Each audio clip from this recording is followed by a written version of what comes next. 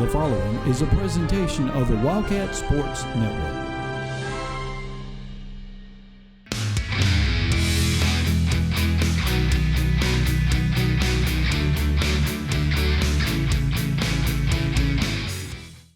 Hello everyone and welcome to Cat Chat, where we talk about the week that was and everything to come here at Louisiana College Athletics.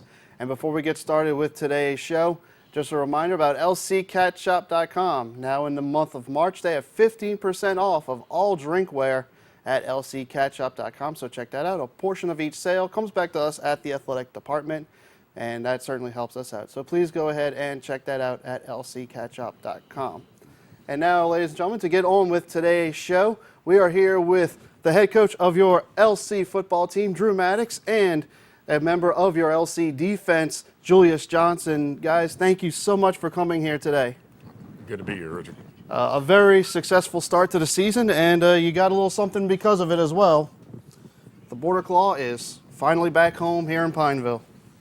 Yeah, man, it was a great day for our players. You know, that was the biggest deal. We talked about it last week. I knew they had worked really hard, and we believe in God blesses what we work hard at here, and I just wanted them to show that when we had a chance to actually get out. And guys like this guy beside me, they played hard, and we have this claw back in Pineville where it belongs. So it's been over 5 years since the last time we had it here, but it's back and kind of getting going off on a little bit of a tangent. The thing is, you don't know the next time you're going to be able to defend this, because with the move to the NAIA, you still want to play ETBU. We do want to keep that rivalry going. Yeah, so me and Coach Maper, we've talked a little bit.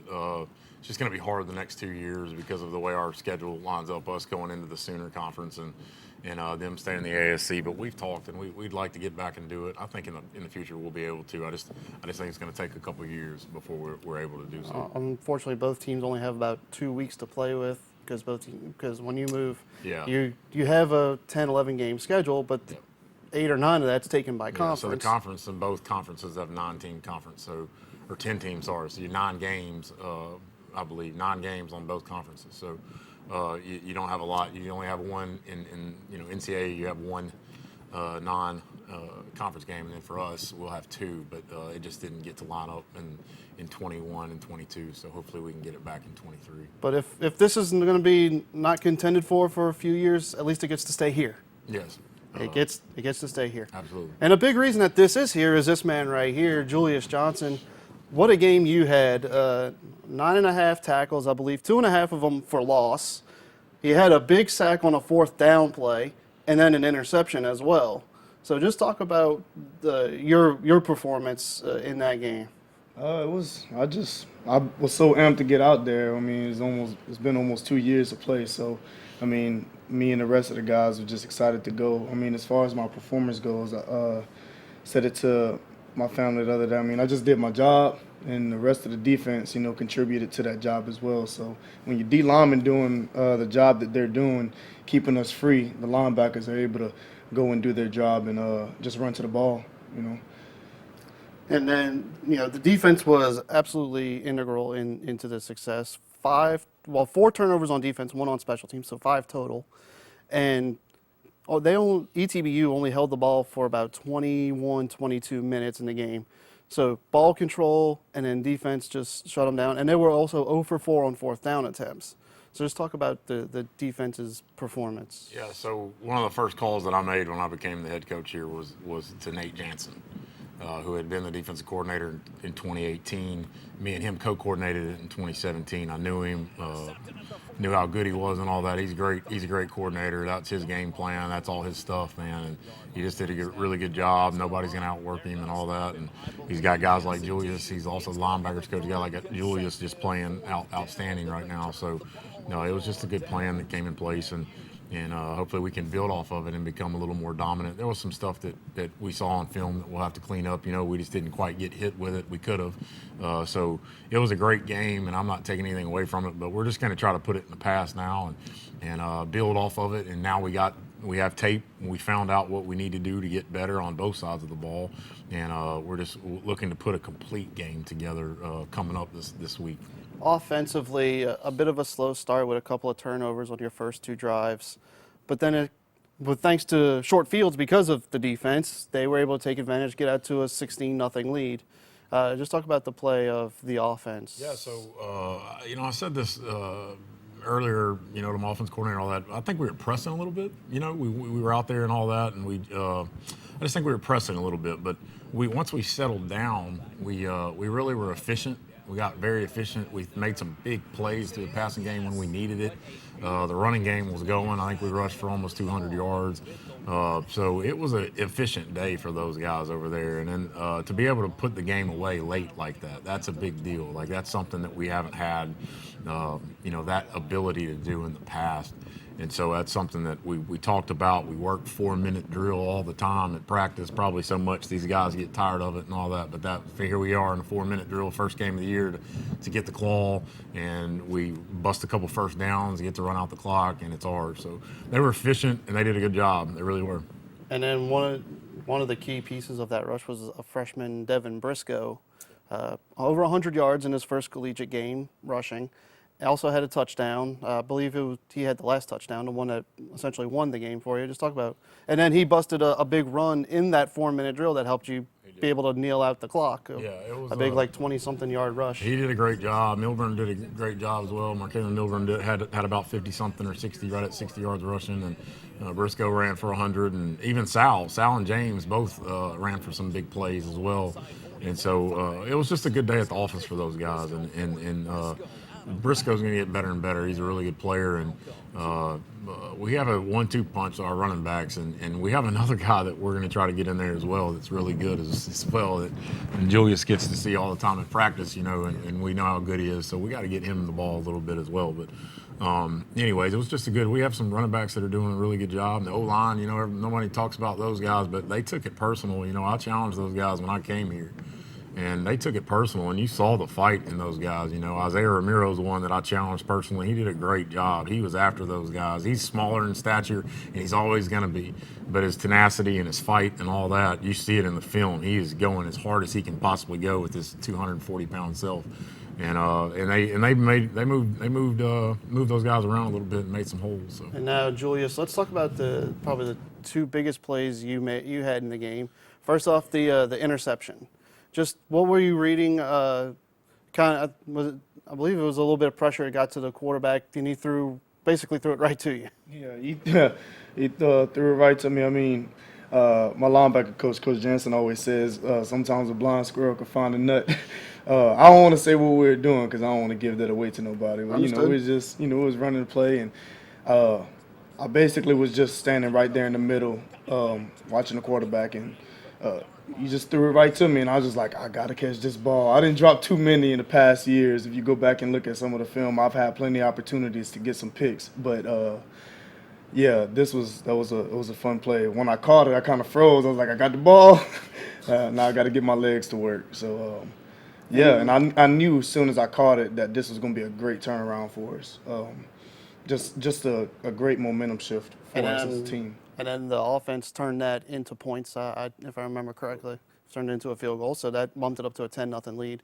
And then later in the game, fourth down play by ETBU, and you come flying in and get the quarterback and get him on the ground for a sack and a turnover on downs and give the team the ball back. Yeah, that was just fun, especially when you get off on guys that's bigger than you. I'm not the biggest guy around, so going up against center on a line like that and giving them a move and hitting the quarterback is a really fun thing, especially when I get a chance to be down there with those big guys on my side of the ball. Yeah, I don't know how to explain it. That was just really fun. So.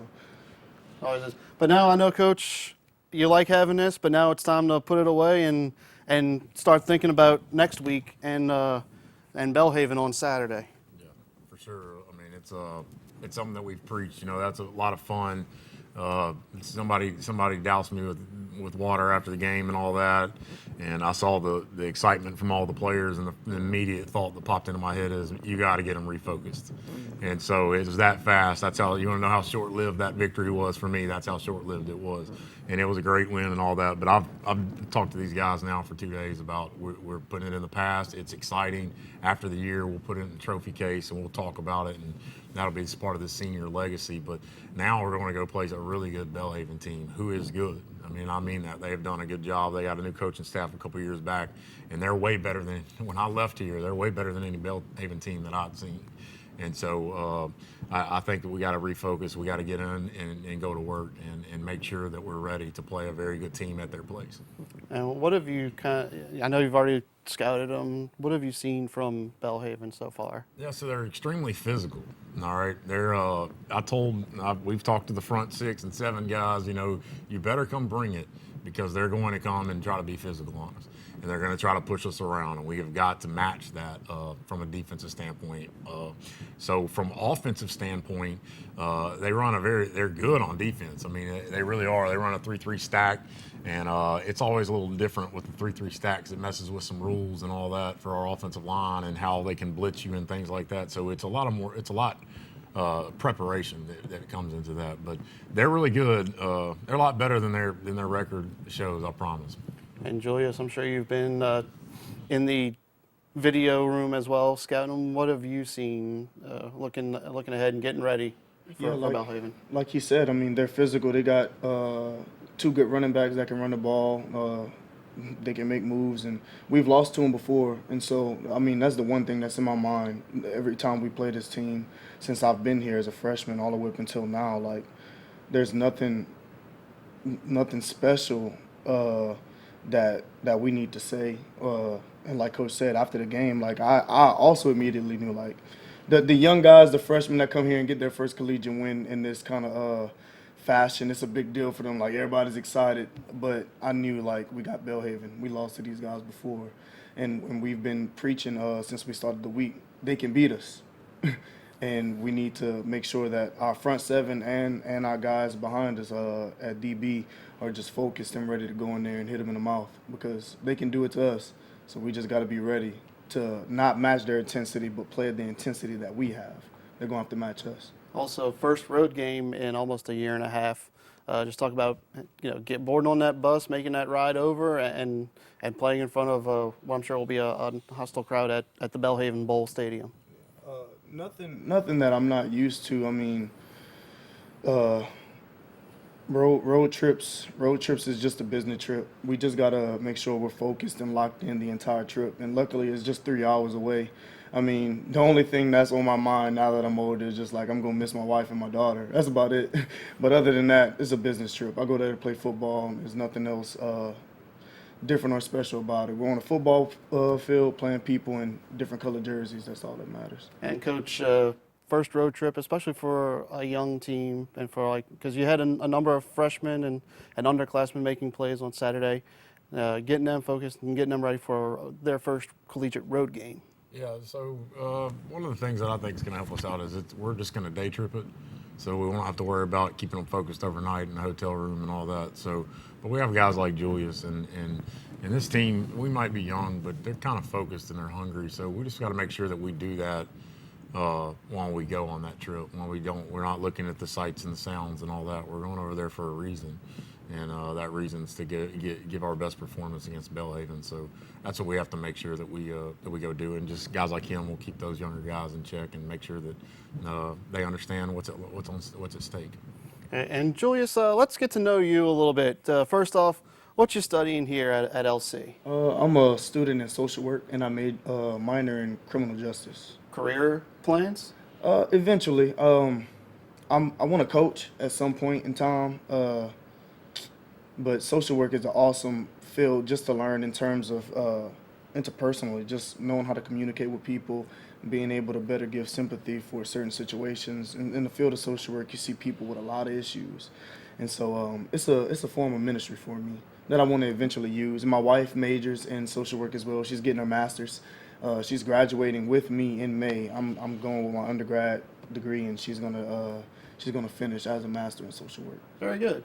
And what's on the pregame playlist? I'm more of a calm guy when it comes to getting prepared for a game. I don't like to get hype and ants. There's a lot of Christian hip hop, a lot of worship music on there that I like to listen to. My favorite artist recently has been this guy named Toby Wigwam. He actually played football at North Texas. He was a Mike linebacker. He's pretty good at what he does musically. So I've been jamming him a little bit. And what's the favorite pregame, postgame meal? Right now, I'm getting into my fruits and vegetables a lot more.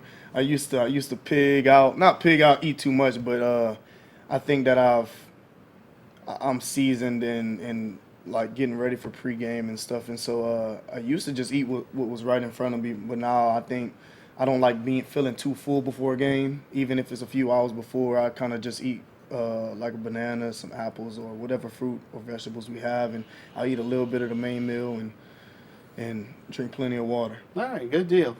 Nice to get to know a little bit about you. And we'd like to thank everyone for watching. Coach Maddox, again, congratulations on the win this past Saturday, and let's make it 2 in a row at Belhaven this Saturday. Do our best, for And sure. Julius, thank you for coming along as well. And we'd like to thank all of you for watching as well here on the Louisiana College Athletics YouTube. We hope you like, comment, and subscribe, and come back for more of Cat Chat at a later time. I'm Richard Tidwell. Thank you for watching, and have a good day. Balls up.